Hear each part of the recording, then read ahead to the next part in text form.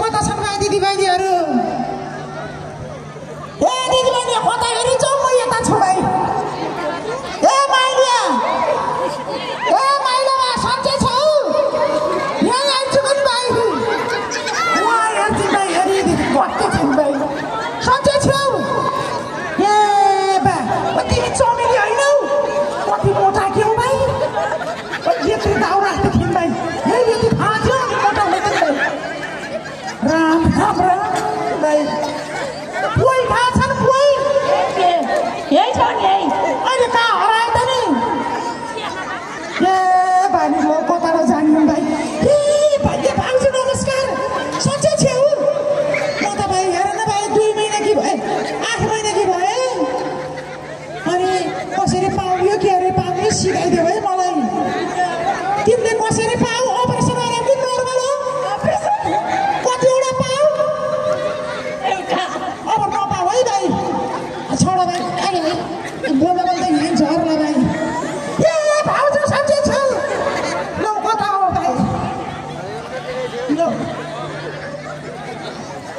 ओहो सन्चै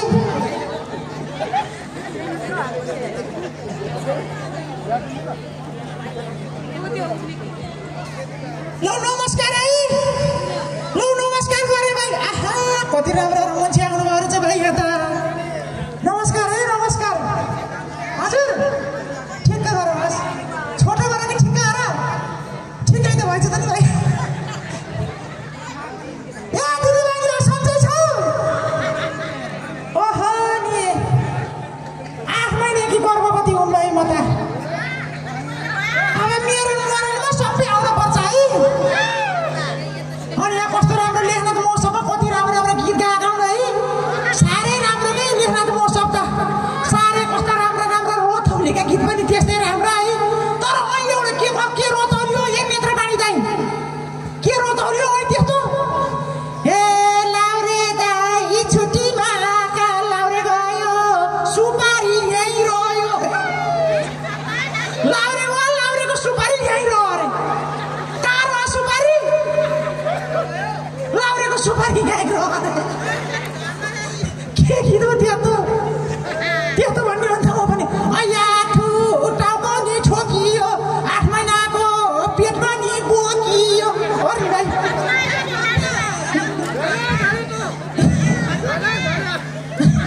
अहिले झर्दैन 9 महिना नभई झर्दैन त्यस्ता गीत भाइ आजभन्दा अनि एउटा गीत छ क्या भाइ अहिले एकदम राम्रो छ अनि यहाँ रोतोलीमा लुठा लुठिनी भएर आएका छन् फेरि दुला दुलै पनि भएर आएका छन् है फेरि त्यो दुलै पनि आमा केटो नपाएर केटी नै दुलै भएर आएछन् भाइ फेरि यो केटो मान्छे केटी बन्न पर्यो भने सुन्तलालाई आयो नि यो केटी मान्छे केटो बन्दाखेरि कहाँ के राख्ने हो अन्यत्र पनि दाइ कति मिठो मुस्कान छ ठिकै त्यही बोलाउनु पर्यो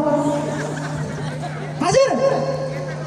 ल अब हजुर त आउनै पर्यो पनि 1 मिनट त आउनु पर्यो नि भाइ मार्दिनु आउनु ल हस् ए मकै फुक्न हाँडी चाहिन्छ कार्यक्रम चलाउन नेत्रपाणी चाहिन्छ हो के नभन त ल नेत्रपाणी दाइले गर्दाखेरि आज यत्रो लेखनाथ महोत्सव भएको छ उहाँले यति मिठो तरिकाले कार्यक्रम चलाउनुहुन्छ जोरदार ताली बजाउनु त दिदीबहिनी हजुरले कति मिठो तरिकाले कार्यक्रम चलाउनुहुन्छ ल यहाँ ढाड चिला बनाइदिनु भनेर बोलाएको भाइ बनाइदिनु न आफ्नै बुढीको बनाउँछ र अर्का के बनाउँदैन ए अहिलेका गीत के दिदीबहिनी हो अहिलेका गीत कस्ता राम्रो राम्रो रतौलीका गीत छन् कति राम्रो छ सुन्दा नि राम्रो छ नि भाइ अहिले त कति छाडा गीत आएको भाइ एउटा गीत सुने हौ भाइ यो तिजको भनौँ कि नभनौँ त्यस्तो लाजै मर्दो गीत पहिला कति राम्रो गीत हुन्थे है माली गाईलाई काटेका दामला कता खिच्न आएको पेट ल पेट खिच्न आउने अर्काको ल खिच्नुहोस् भाइ भाइ कस्तो राम्रो क्या माली गाईलाई काटेका दामला मेरो माया छोडेर कहाँ जाम्ला त्यो गीत कस्तो ए गाईले गोरुलाई भैँसीले रागालाई बाराले बोकालाई कुखुराले भालेलाई गरे चाहिँ मलाई माया गर खुट्टैमा निलपरो धरीले भिजायो गाउँघरमा तिजायो अय्या अय्या त्यस्तो पनि गीत हुन्छ भाइ ए भैँसीले रागालाई माया गरे चाहिँ मलाई माया गर भन्ने हो नि त अब त्यो के हामी भैँसीलाई कराउने हो कि स्यान्दै भन त अब के भैँसीले रागालाई माया गरे चाहिँ हर भने भन्ने अनि यता बुढी फेरि सेम ठुयो बुढो भन्ने अनि बाख्राले बोकाले भन्दा भन्ने के गीत आगमन भयो त्यस्तो अनि गोरुले भन्दा भन्ने साह्रै उत्ताउले गीत आयो यस्तो कति राम्रो रताउने गीत छ अहिले एउटा गीत छ भाइ अब हेर्नु न पहिलाको त्यो ढुङ्गे धाराको भन्दा कस्तो राम्रो गीत हुन्थ्यो ढुङ्गे धारामा तिम्रै नि माया लाग्छ संसार सारामा हुन्थ्यो नि अहिले त कलधाराको कलधारा यस्तो हुन्छ कलधाराको पानी छिरो यस्तो कहाँ यस्तो यस्तो उत्ताउने गीत नल्याउनु काम क्या यस्ता गीतलाई तेल लाउनु पर्छ कि पर्दैन दाइ यस्तै तेल दिया पर्छ नि भाइ यता उतालो गीत नगाउनु आफ्नो भाइ आफ्नै गाउँ फर्किआए लौ हेर म त यस्तो बर्बाद छु त नि भाइ नयाँ नयाँ सपना ल्याए लौ नि विदेशबाट बुढो आउनु लाग्यो भाइ मलाई त एकदम समस्या छ क्या दिदी बहिनी हो अब के भन्दाखेरि है बुढो गएको 36 महिना 3 वर्ष जति भयो है म गर्भवती भएको 8 महिना भयो अब मलाई त एकदम समस्या छ भाइ अरू चिज मलाई लुकाउनु मिल्थ्यो पेट त जति लुकाउनु आउँछ उति फुट्दो रहेछ बुढो यही बेला आयो म त कता लुक्ने हो के भन्ने हो ल मेरो घर पनि आयो ल गाउँ आउँदा कस्तो रमाइलो लाउँदो रहेछ ए बुढी बुढी हजुर ए यता फर्क न यता राचिर यता फर्क न यता फर्क हजुर यता फर्क न म लाल लाउँछ भाइ कति भइछ हेर्नु भनेर के मोटाइ छु ओ बुढो विदेशबाट आउँदा नि मोटाइ छु भने बुढीले हेरिदिनु भयो ए बुढी यता फर्क न भनेको फर्क हेरौँ के कति भइछ भनेर ल बुढो तिमी लौनी मेरो बुढो ढलेका थिए लौनी यस्तै हुन्छ भनेर के बुढी के भयो यत्रो बुढी इधर कम तिमी बुढो म बुढी हेर हाम्रो बुढी ल यो मायाको चिनो हो क्या बुढो तिम्रो मेरो मायाको चिनो यस्तो अर्काले त म त फेरि विदेशतिर हिँड्नु बुढा साँच्चै छ अँगेला हाल्नु मिल्दैन साँच्चै छ बुढा मेरो बुढा त विदेशबाट कस्तो भएर आएको भाइ ल बुढो बधाई छ अब यो कसको भन यो कसको भन ल के भनेको यस्तो यो कसको भन भने तिम्रै हो मेरो कसरी हुन्छ लौनी कसरी हुन्छ के भनेको तिम्रो कसरी हुन्छ जसरी भए पनि हेर बुढो जसरी हुन्छ जे गरेर हुन्छ एकदमै प्रक्रिया पुर्याएर कागज पत्र मिलाएरै भइन्छ के बुढो कागज पत्र मिलाएर भइछ के काशीको सिडियोबाट मिलाइस् होइन बुढो मोबाइलको भिडियोबाट कसरी कागज पत्र मिल्छ तिमीले विदेश हुँदाखेरि भिडियो कल फोन गरेका हैनौ मलाई भिडियो कलबाट यस्तो हुन्छ ल हुन्न त नि हो यस्तै भन्छ भनेर मैले हेर दिदी बहिनी हेर बुढा मलाई भिडियो कल फोन नगर अडियो कल मात्रै फोन गर्दाखेरि भिडियो कल चाहिने तिमीलाई थुतुमा हेर्न पर्ने अनि भिडियो कलमा यस्तो हुन्न त्यही भएर पो जहिले नि भिडियो कल गर्दा टाउको मात्रै देखाउँथे यस्तो पो रहेछ त्यही भएर मलाई भिडियो कल गर्न मन लागेन क्या बुढो मलाई साह्रै पिर पर्यो म विदेश हुँदा को छिरो कसरी छिरो मेरो घरभित्र भन कसरी छिरो दुश्मन कसरी छिरो घरभित्र भन जसरी नेताहरूको घरभित्र पानी टन्कीभित्र करोडौँ युरो जसरी छिरो त्यसरी छिरो पैसा छिर्दैन यो छिरी पर्किरा एउटै हुन्छ जे भने परे मेरो बुढा विदेशबाट थाकेर आउलान् बरु कोसेलीको पोको हेरौँ न बुढो मेरो पोको न तेरै पोको ठुलो छ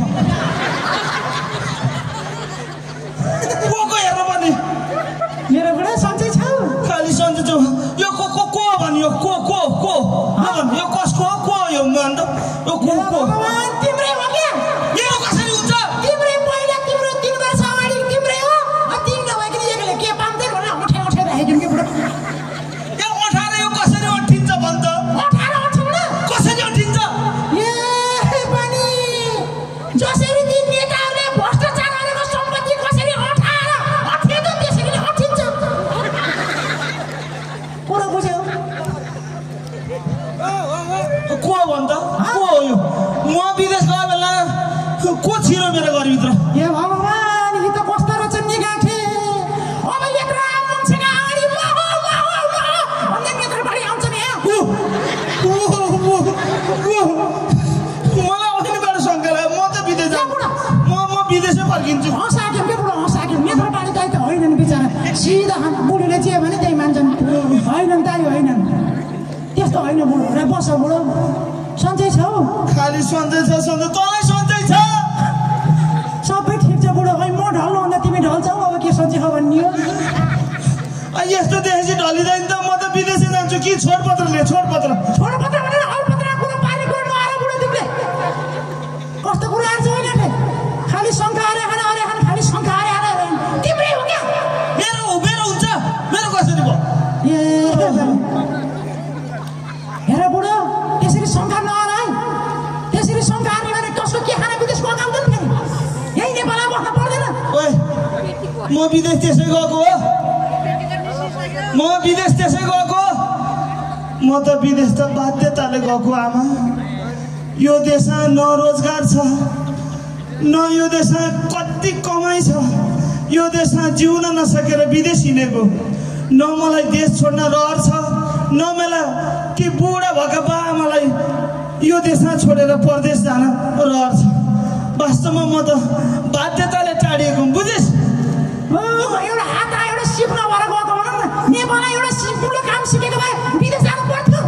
तिम्रो त यति सिप पनि छैन भन्नु मैले यो जो गरेँ म त विदेशै हिँडेँ चाहिने कुरो पो अर्को रहेछन् खालि शङ्का अरे कसको भने हामी को भने खालि काम छैन तिम्रो अब मात्रै को भन त मैले जाने म त विदेश हिँडेँ म विदेश हिँडेँ नेत्र जाइ ल म त विदेश हिँडेँ ल म भन्छु कसको भनेर भन्ने ए मान्छे सिप हे उहाँ दाइको पनि हो लक्ष्मी दाइको हो ल अझ हेर यहाँ दाइको पनि हो ल उहाँको पनि हो ए बाबुडा त म खाली चाहिँ कसको भनेर खाली भन्छ महिलाको चरित्रमाथि दाग लगाउने काम नगर तिमीले खालि कसको भने हेर बुढो तिमी बुढाहरू विदेश गयौ भन्दैमा हामी छोरी मान्छे कसैसँग बोल्न हुँदैन हामी बुढी छोरी मान्छेलाई हेर्न हुँदैन जोसँग बोल्न दोषीसँग झल्केको हुन्छ पल्केको हुन्छ केही छोरा मान्छे विदेश गयो भन्दैमा हामी यो समाजमा शिर ठाडो गरेर बाचा बोल्ने अधिकार छैन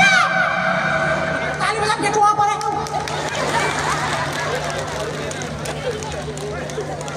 बुढो चाहिँ फलाना ठाउँमा छ कतारमा छ भनेर म कहिले नाक फुलाएर हिँड्न पाइँदैन नाक फुलाएर हिँड तर पेट फुलाएर हिँड्न पाइँदैन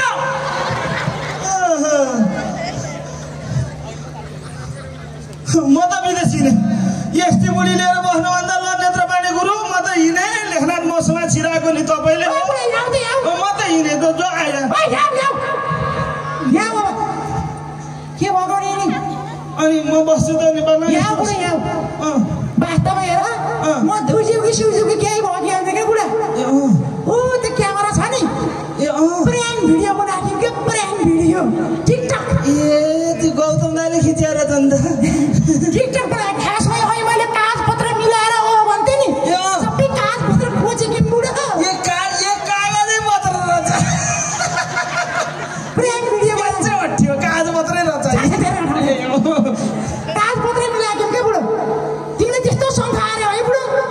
हेर बुढो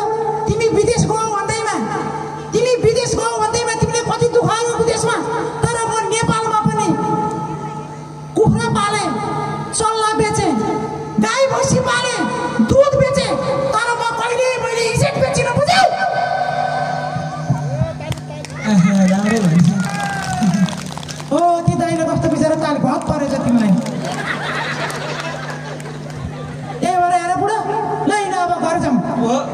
साँच्चीकै हामी पुरुषहरूले विदेश हुँदाखेरि घर बुढी भयो भने बिग्रो भनेर शङ्का पनि मान्न हुँदो रहेछ। वास्तवमा नारी भनेकी देवता हुन्, भगवती हुन्, माता हुन्, सृष्टिकै जन्मदाता हुन्। ल नेत्रपाणी गुरु, नारीलाई सबैले सम्मान गरौँ, म जस्तो हल्लुडो नभऊ। यही शुभकामना। नमस्कार। जय होस्। भागिसके यार। हास्य व्यङ्ग्य गर्न पोखरादेखि आउनुभएका हाम्रा भाइहरूको हास्य व्यङ्ग्य यहाँहरूलाई कस्तो लाग्छ त्यसैले सुन्न चाहन्छु। राम्रो छ, ताली त बजेन नमागी। यस, त्यसैले भन्छु हास्य व्यङ्ग्य भन्दा पनि बढी सन्देशमूलक छ। गर्भवती बनेको नाटक गर्यौ नाकमा लगाएर फुली। हास्य व्यङ्ग्य भन्दा पनि सन्देशमूलक अझ ठुलो छ। गर्भवती बनेको नाटक गरेर लगायो नाकमा फुली। बेठी कुरा नसोचिदिनु होला, नसुनिदिनु होला। राम्रो सन्देशको लागि ताली दिनैपर्छ। एकचोटि कसैले नबोली ताली दिनैपर्छ। एकचोटि कसैले नबोली। कति सुहाएको राजेन्द्र नेपाललाई यो नाकको फुली कहिल्यै नहोइदेऊ ठुली। हार्दिक हार्दिक सम्मान छ।